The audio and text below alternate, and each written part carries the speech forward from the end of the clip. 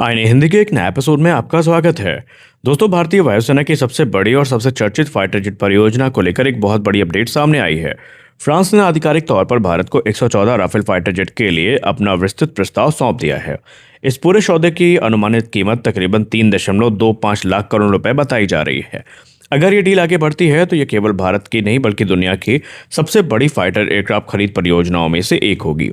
लेकिन सबसे बड़ा सवाल ये है कि क्या भारत वास्तव में 114 नए राफेल खरीदेगा? क्या इस डील में मेक इन इंडिया शामिल होगा? क्या सभी शर्तें फ्रांस ने मान ली हैं?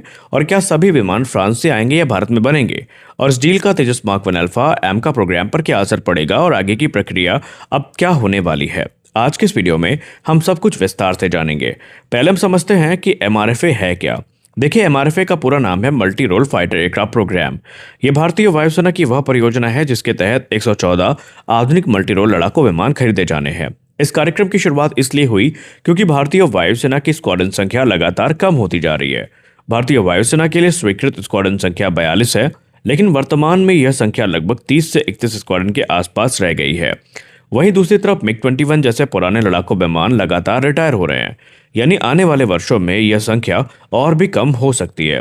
और इसी कमी को पूरा करने के लिए एमआरएफए प्रोग्राम शुरू किया गया। तो यहाँ पर फ्रांस ने क्या किया है? देखिए, यहीं पर एक बहुत महत्वपूर्ण अपडेट सामने आती है। फ्रांस ने भारत की तरफ अपने भेजे गए जो लेटर ऑफ रिक्वेस्ट है यानी एलओआर है, उसका जवाब दे दिया है। यानी भारत ने फ्रांस को जो लेटर ऑफ रिक्वेस्ट भेजा था, इसका रिप्लाई का इंतजार हम लोग कर रहे थे और माना जा रहा था कि अगस्त तक इसका रिप्लाई आएगा। तो अब ये रिप्लाई आ चुका है। उन्होंने भारत सरकार को अपना जो डिटेल्ड प्रस्ताव है वो सौंप दिया है। इस प्रस्ताव में केवल विमान की कीमत ही नहीं होती, इसके अंदर कई महत्वपूर्ण बातें भी शामिल होती है, जैसे विमान का कॉन्फ़िगरेशन, हथियार पैकेज, प्रशिक्षण, spare parts, life cycle support, technology transfer, Bharat में उत्पादन की योजना, भारतीय कंपनियों की भागीदारी, रखरखाव व्यवस्था और डिलीवरी टाइमलाइन। यानी ये केवल एक कोटेशन नहीं बल्कि पूरा प्रोजेक्ट प्लान होता है। तो अब आगे क्या होगा? देखिए, ये प्रस्ताव सीधे रक्षा मंत्रालय की एक्विजिशन विंग और भारतीय वायुसेना के विशेषज्ञों के पास जाएगा। इसके बाद कई महीनों तक इसकी समीक्षा होगी। विशेषज्ञ जांच करेंगे कि क्या विमान भारतीय जरूरतों को पूरा करता है, क्या हथियार पैकेज पर्याप्त है, क्या कीमत उचित है, और क्या भविष्य में अपग्रेड आसान होंगे, और क्या रखरखाव की लागत कम होगी, और क्या टेक्नोलॉजी ट्रांसफर पर्याप्त मिलेगा। इन सभी पहलुओं का विस्तृत अध्ययन किया जाएगा।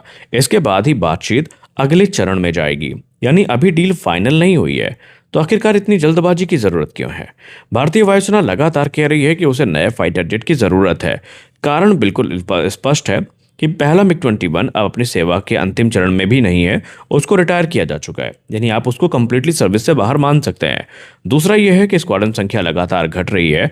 और तीसरा कारण यह है कि तेजस मार्क 1 अल्फा की डिलीवरी F404 इंजन की सप्लाई में देरी की वजह से प्रभावित हुई है। हालांकि इंजन की डिलीवरी अब शुरू हो चुकी है, लेकिन इससे पहले काफ़ी देर हो चुकी है। और इसी वजह से भारतीय वायुसेना अतिरिक्त लड़ाकू विमानों की मांग लगातार कर रही है। तो राफेल विमान को इतना मजबूत दावेदार क्यों माना जा रहा है? देखिए, भारत पहले 36 राफेल को ऑपरेट कर रहा है और इसका सबसे बड़ा फायदा यह है कि पायलट पहले से ही प्रशिक्षित हैं, मेंटेनेंस सिस्टम पहले से मौजूद है, स्पेयर पार्ट्स की व्यवस्था पहले से बनी हुई है और हथियार पहले से इंटीग्रेटेड है और लॉजिस्टिक नेटवर्क तैयार है। यानी अगर भारत फिर से राफेल चुनता है तो कई सप्लाई चेन बनाने की ज़रूरत नहीं पड़ेगी। तो या यूँ कह लें, हमें अलग अलग सप्लाई चेन नहीं बल्कि एक का पूरा जो सिस्टम है ये यहाँ पर बनाया जो है उसको हम यूज़ कर सकते हैं। हमें नई सिस्टम की ज़रूरत नहीं पड़ेगी। और इसी वजह से राफेल को एमआरएफए का मजबूत दावेदार माना जा रहा है। तो क्या भारतीय राफेल बहुत शक्तिशाली हैं? देखिए, भारत के राफेल दुनिया के सबसे एडवांस संस्करणों में गिने जाते हैं। इनमें मौजूद है meteor beyond visual range missile, scalp cruise missile, hammer precision guided weapon system और भारत का जो विशिष्ट इलेक्ट्रॉनिक वॉरफेयर सिस्टम है, ये यूँ कह लें India specific electronic warfare system जो है ये भी यहाँ पर देखने को मिल जाता है। इसमें हमें हेलमेट माउंटेड साइट देखने को मिल जाती हैं, बेहतर कम्युनिकेशन सिस्टम, लो ऑब्जर्वेबिलिटी, बेहतर सेंसर फ्यूजन। यानी कि ये केवल एक लड़ाकू विमान नहीं है बल्कि एक संपूर्ण मल्टी रोल प्लेटफॉर्म है। अब मेक इन इंडिया का क्या होगा? देखिए, सबसे दिलचस्प पहलू यही है। उम्मीद की जा रही है कि इस बार बड़ी संख्या में जो विमान हैं भारत में बनाए जाएंगे। रिपोर्टों के अनुसार शुरुआती कुछ विमान फ्रांस में तैयार हो सकते हैं, लेकिन उसके बाद अधिकांश विमान भारत में असेंबल किए जा सकते हैं। और इससे पहले कई फायदे होंगे। हज़ारों नौकरियां तैयार होंगी, भारतीय निजी कंपनियों की भागीदारी काफ़ी बड़ी होगी, एरोस्पेस इंडस्ट्री को मजबूती मिलेगी, तकनीकी ज्ञान का विकास होगा और भविष्य में निर्यात की संभावनाएं भी काफ़ी बढ़ेंगी। हालांकि अंतिम निर्णय बातचीत के बाद ही होगा। तो क्या इसका असर तेजस मार्क 2 और advance medium combat aircraft programme पर पड़ेगा? और ये सवाल बहुत सारे लोग पूछ रहे हैं। असल में एमआरएफए और तेजस मार्क 2 अलग अलग ज़रूरतों के लिए हैं। तेजस मार्क 2 एक स्वदेशी मीडियम वेट फाइटर होगा, जबकि एमआरएफए तत्काल आवश्यकताओं को पूरा करने वाला कार्यक्रम है। और इसी तरह एडवांस मीडियम कॉम्बैट एयरक्राफ्ट 5वीं पीढ़ी का स्टेल्थ फाइटर होगा। इसीलिए विशेषज्ञ मानते हैं कि तीनों परियोजनाएं एक दूसरे की पूरक हैं, प्रतिस्पर्धी नहीं। भारत को निकट भविष्य के लिए एमआरएफए की ज़रूरत है, मध्यम अवधि में तेजस मार्क 2 और लंबी अवधि में एडवांस मीडियम कॉम्बैट एयरक्राफ्ट की। तो चुनौतियां क्या अभी भी बाकी हैं? हालांकि प्रस्ताव जमा हो चुका है, लेकिन अभी कई बड़े सवाल बाकी हैं। सबसे बड़ा मुद्दा कीमत का होगा। 3.25 लाख करोड़ रुपए बहुत बड़ी राशि है। इसके अलावा टेक्नोलॉजी ट्रांसफर कितना मिलेगा, भारत में कितने विमान बनेंगे और कौन कौन सी भारतीय कंपनियां इसमें शामिल होंगी, डिलीवरी कब शुरू होगी, हथियार पैकेज कितना बड़ा होगा, इन सभी बिंदुओं पर लंबी बातचीत होगी। और तो कुल मिलाकर हम ये कह सकते हैं कि ये डील लगातार आगे बढ़ रही है। भारत ने अपनी कुछ शर्तें रखी हैं, फ्रांस ने उनका जवाब दिया है। तो कुल मिलाकर फ्रांस ने 114 राफेल फाइटर जेट के लिए अपना जो डिटेल्ड प्रस्ताव है भारत को हैंडओवर कर दिया है। अब भारतीय रक्षा मंत्रालय और भारतीय वायुसेना इसकी तकनीकी, वित्तीय और रणनीतिक समीक्षा करेंगे। यदि सभी चरण सफल रहते हैं तो भारत के इतिहास की यह सबसे बड़ी फाइटर एयरक्राफ्ट खरीद परियोजना बन सकती है। लेकिन ध्यान रहे, अभी केवल प्रस्ताव जमा हुआ है, कोई अंतिम अनुबंध साइन नहीं हुआ है और अगले कई महीनों तक मूल्यांकन, बातचीत, तकनीकी जांच चलेगी और उसके बाद ही यह तय होगा कि भारत वास्तव में 114 राफेल खरीदेगा या नहीं। तो कुल मिलाकर हम ये कह सकते हैं कि देर से ही सही, डील एक नई दिशा में आगे बढ़ रही है। अब यहाँ पर कुछ और चीज़ें हैं जो आपको बतानी ज़रूरी है। यहाँ पर भारत में जो राफेल बनेंगे उसमें इंडिजिनस कंटेंट का जो परसेंटेज है वो काफ़ी ज़्यादा रखने की बात हो रही है।